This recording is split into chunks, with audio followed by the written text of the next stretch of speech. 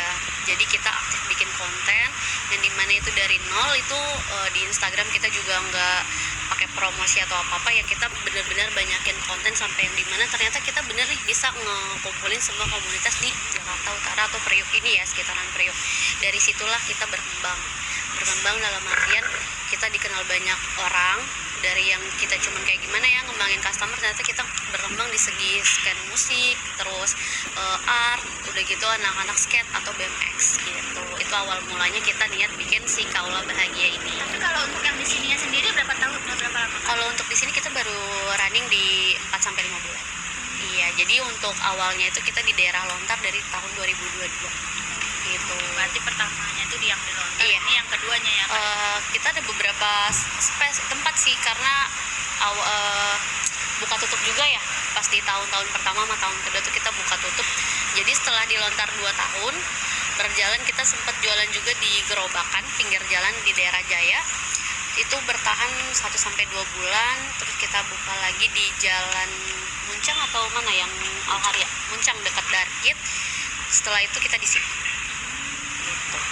Jadi prosesnya ya lumayan panjang sih, maksudnya nggak yang dari Lontar langsung sini tuh enggak gitu. Tapi lumayan loh, berdua masih muda udah membuka segede ini.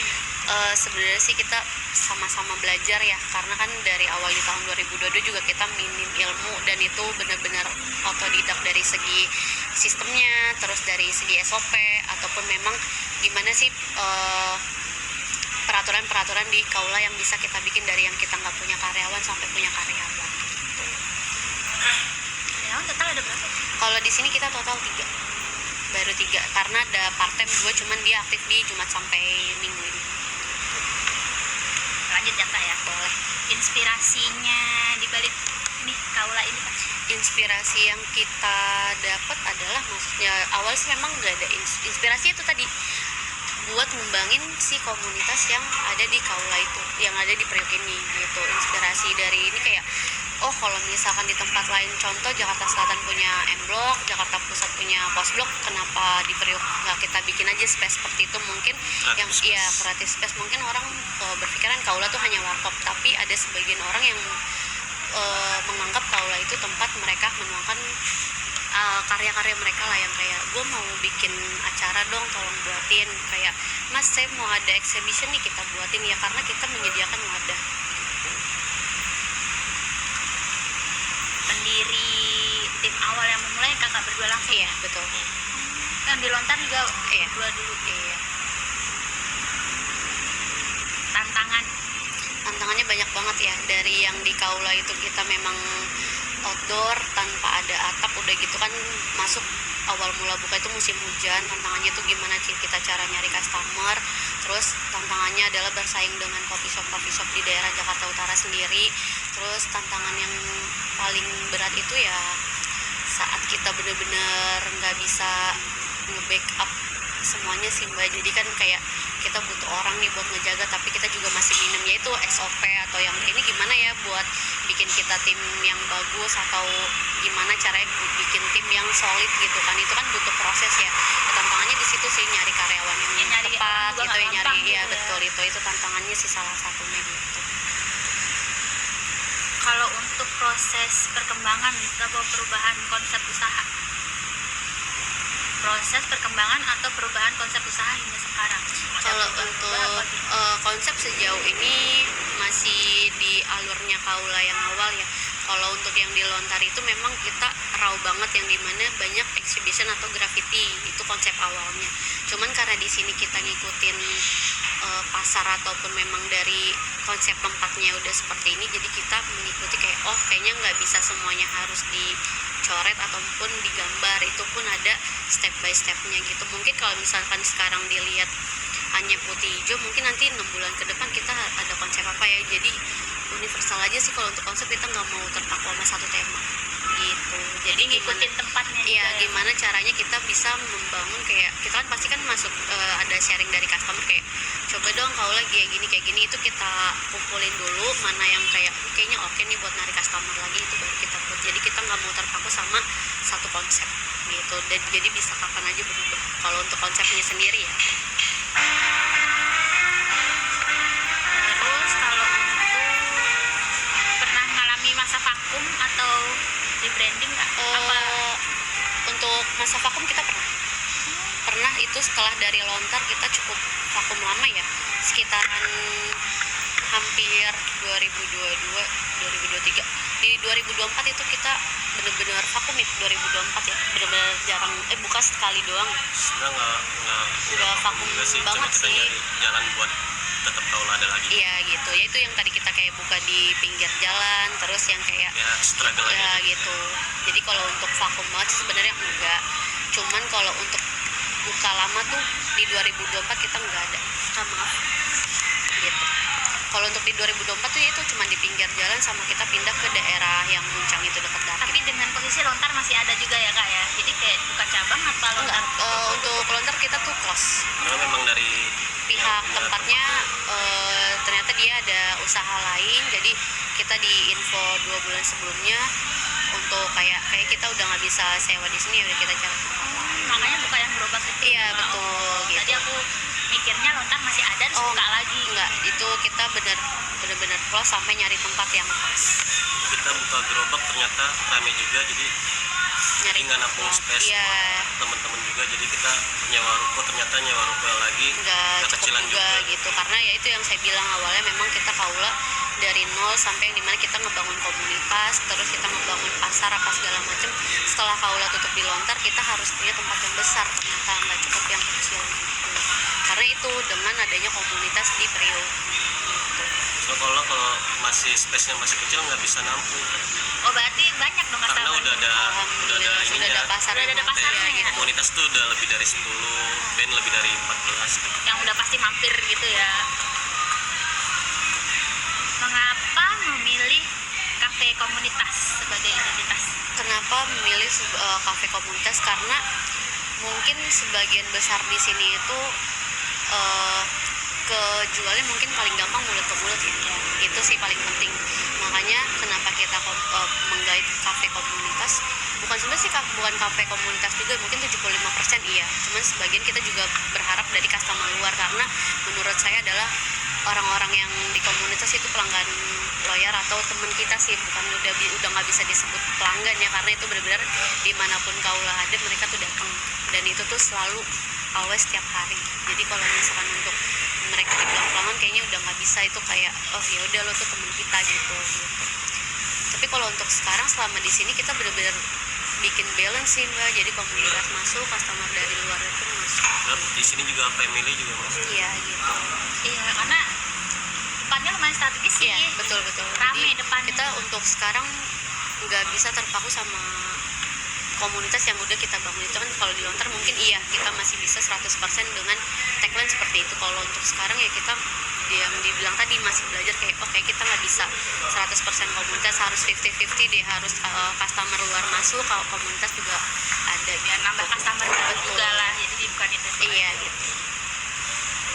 Terus respon masyarakat sekitar atau komunitas terhadap warung kopi ini gimana? Kalau sejauh ini sih responsif ke masyarakat di sini atau komunitas sih kita dapat apresiasi lah ya, maksudnya dapat tempat sebesar ini, terus kita bisa yang dimana ini tuh bisa dijadiin apa aja. Mungkin kalau kakaknya stalker Instagram kita kemarin tuh sempat ada yang skate di sini BMX, dan yang dimana itu yang tadi saya bilang kalau misalnya kita bikin bukan hanya sekedar warkop, gimana mereka menuangkan semua karya dia gitu.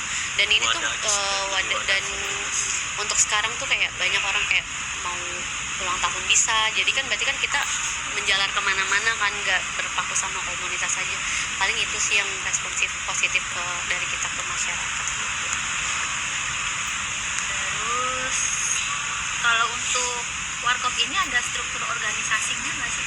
Struktur organisasi di dalam bentuk Maksudnya kalau mungkin masih startup ya berarti Iya. belum ya, maksudnya kalau struktur organisasi berarti sebagai owner atau sebagai apa, Oh kalau untuk sekarang sih udah ada sih ya, meskipun kita juga masih tahap belajar. Kayak misalkan contoh saya sebagai, mungkin saya berdua bisa dibilang owner atau penanggung jawab juga, tapi kadang juga kita bisa backup si karyawan. Kita masih ngelayanin kok di sini, masih bantu ngelayanin, dan kasir, bagian dapur ya gimana caranya kita berdua menguasai apa yang ada di sini sih. Jadi kalau misalnya memang karyawan nggak ada, kita tuh udah tahu harus ngapain gitu. Jadi nggak terpaku sama oh gue lo yang punya, kita nggak terpaku sama memang tag itu sih. Ini aja sih Kak, apa progres aja Iya.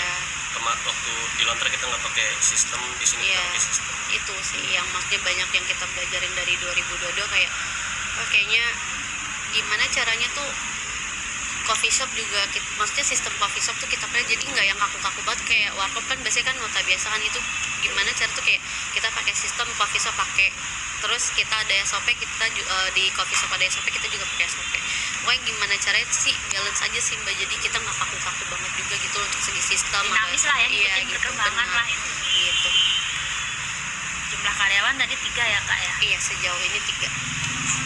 Untuk pembagian peran itu khusus untuk pengelolaan digital, marketing atau media sosial itu Kalau untuk event planner ada di dia, di Mas Rian. Kalau untuk segi kerjaan kayak misalnya laporan, terus apa yang kosong dari segi stok itu urusan saya. Gitu kayak laporan kasir, terus keuangan atau pengeluaran pemasukan itu di saya. Tapi kalau untuk event planner segala macam di sosial media itu ada Mas Rian. itu eventnya itu yang ngontek apa dari pihak yang mau kesini biasanya. Untuk event sejauh ini ada beberapa tuh yang kontak ke kita, tapi ada juga kita yang bikin sendiri.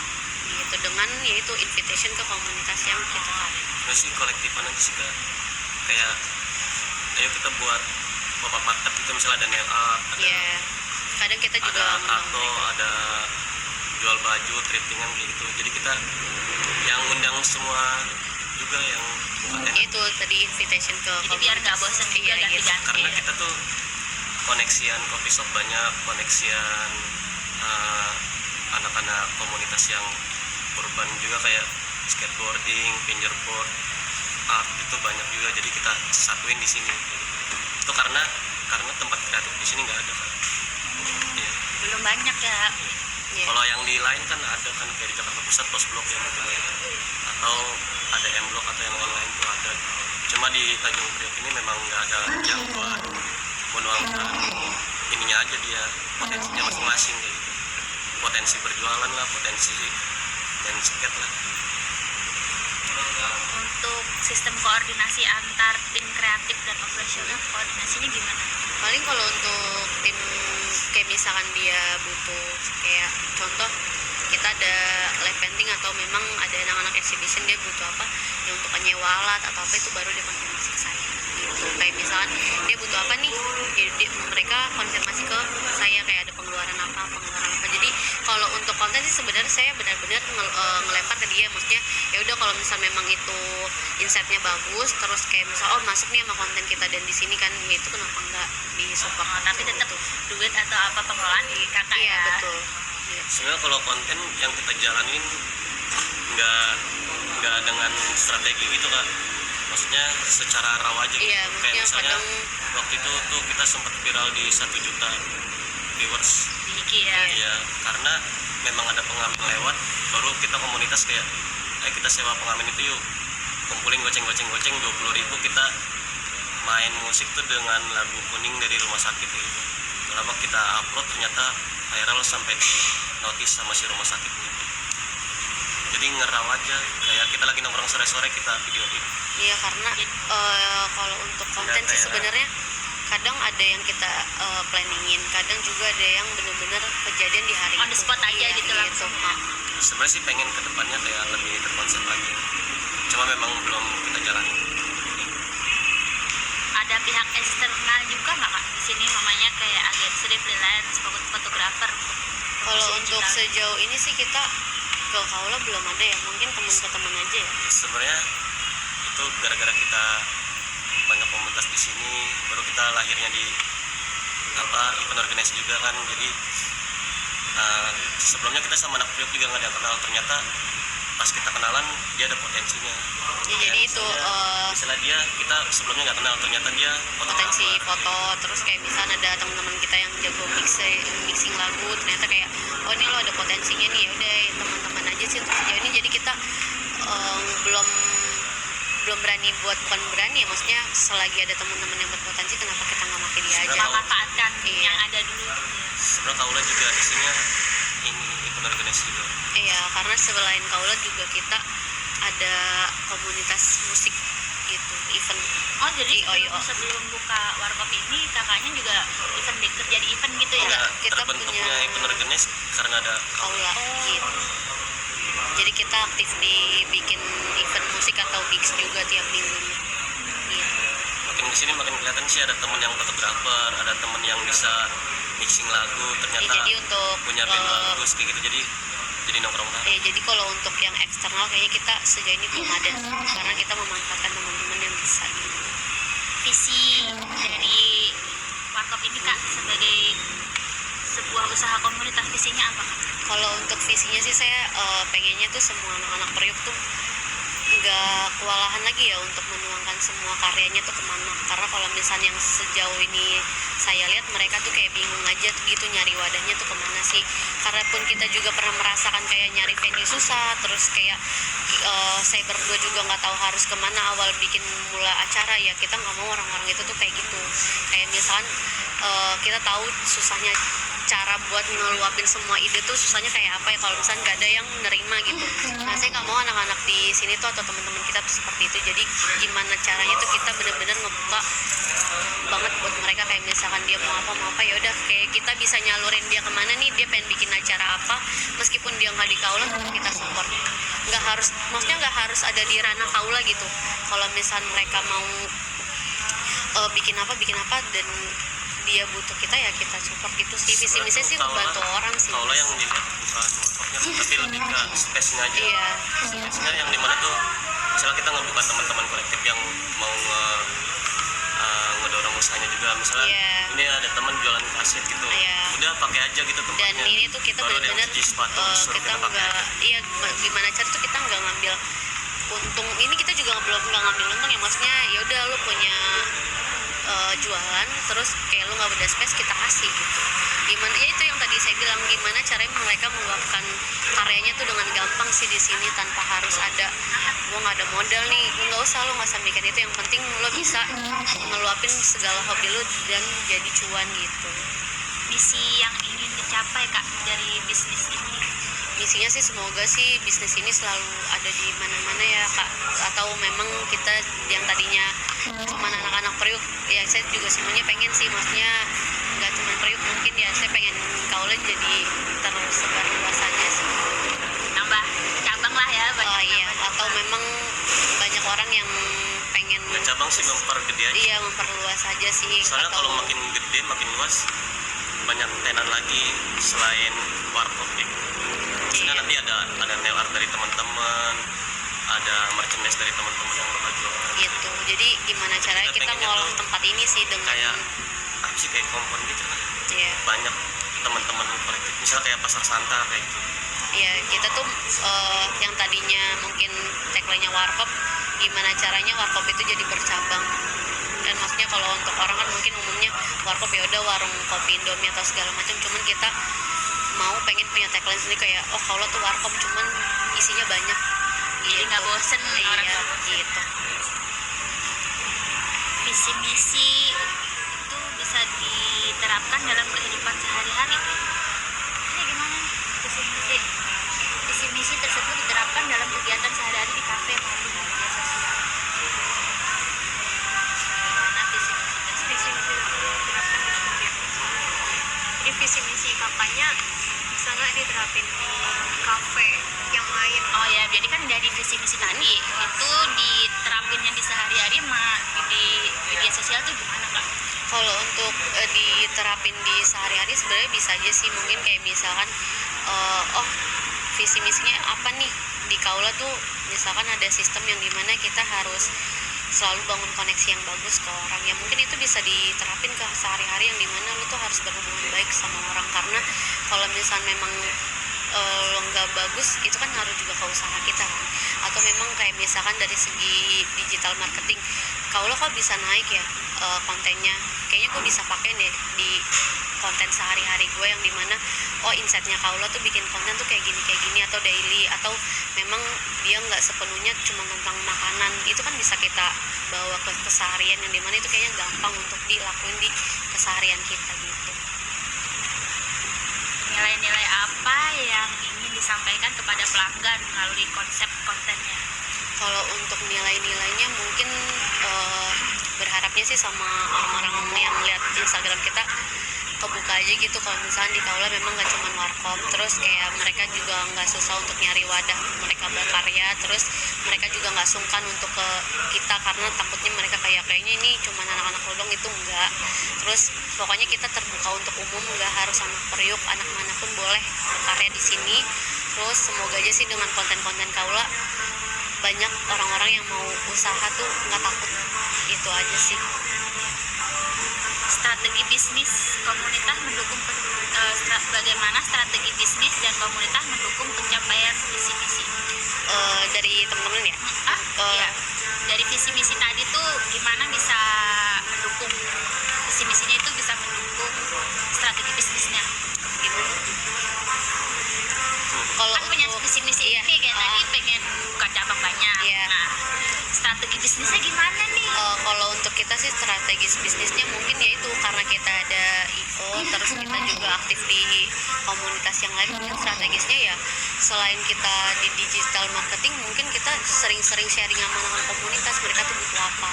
Jadi selain di digital marketing ataupun memang di sosial media, kita benar-benar ngedengerin mereka tuh kita harus kayak gimana lagi sih. Ini kayak misalnya nih warkop, kita tuh pasti butuh masukan kan dari customer kayak Kaula gue bikin apa lagi ya gitu. Mungkin itu sih kalau untuk strategis, kayak kita udah stuck, mungkin saya berdua pasti ada stucknya kan, kayak kehabisan ide atau gimana, itu kita sharing sama komunitas kayak lu perlu apa sih di Kaula biar lu pada main, atau gue nambah SDM dari komunitas lo gitu.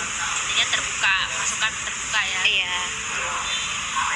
Apakah warung kopi ini pernah bekerja sama dengan lembaga pendidikan, komunitas riset atau universitas?